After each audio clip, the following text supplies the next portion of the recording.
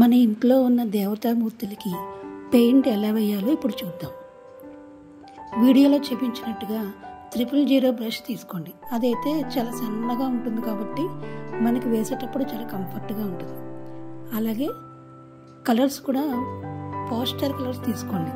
అక్కర్లకి paint కానీ వేరే ఇతర కలర్స్ ఏమీ తీసుకోవద్దు, వాటి వల్ల మూర్తి డ్యామేజ్ అవుతుంది. వీటిలో ఒక మైనస్ పాయింట్ ఉంది, అదేంటంటే మనం ఎప్పటికప్పుడు వేసుకోవాల్సి ఉంటుంది.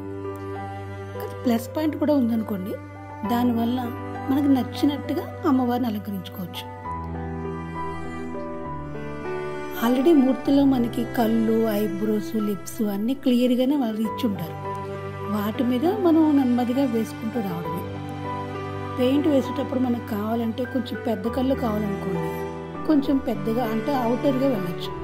వాళ్ళు ఇచ్చిన కన్ను కన్నా మనం ఇంకొంచెం పెద్దగా వేసుకుంటే కనుక కొంచెం పెద్ద కళ్ళు అంటే ఎవరైనా గ్రామ దేవతలు అలాంటివి ఏమైనా మనం చేయాలనుకోండి అలంకారం, అప్పుడు మనం కన్ను కొంచెం పెద్దగా వేసుకుంటే కనుక గ్రామ దేవతలు ఎలా కొంచెం పెద్ద కళ్ళు ఉంటాయో అలా వస్తాయి, చూడడానికి చాలా బాగుంటుంది.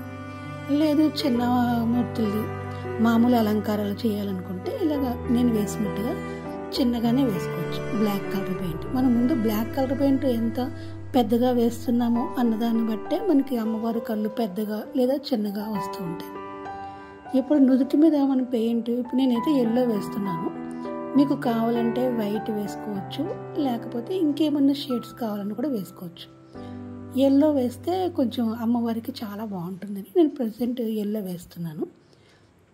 ఎల్లో మీద రెడ్ కలర్ కానీ వైట్ కలర్ కానీ చాలా బాగా కనిపిస్తుంది. అలాగే కన్ను వేసేటప్పుడు జస్ట్ అంటే చిన్న మూర్తి ఏమో అమ్మవారు వచ్చి 9 ఇంచెస్ ఉంటారు ఆవిడ, అందుకని నేను చిన్నగా అటు ఇటు కొంచెం బ్లాక్ పెయింట్ ఆరనివ్వండి, కాసేపు ఆరనిస్తే కనుక అప్పుడు మనకు వైట్ పెయింట్ వేసినా సరే స్ప్రెడ్ అవ్వకుండా ఉంటుంది. ఆరకుండా వేస్తే స్ప్రెడ్ అయిపోయి మళ్ళీ మనం రెండోసారి వేయాల్సి వస్తుంది.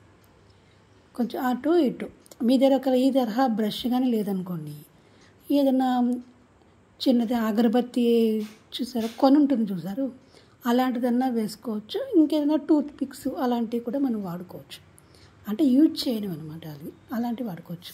ఇప్పుడు అమ్మవారికి కళ్ళకి పైన కొంచెం అలా రెడ్ కలర్ ఇస్తే చాలా అందంగా ఉంటుంది.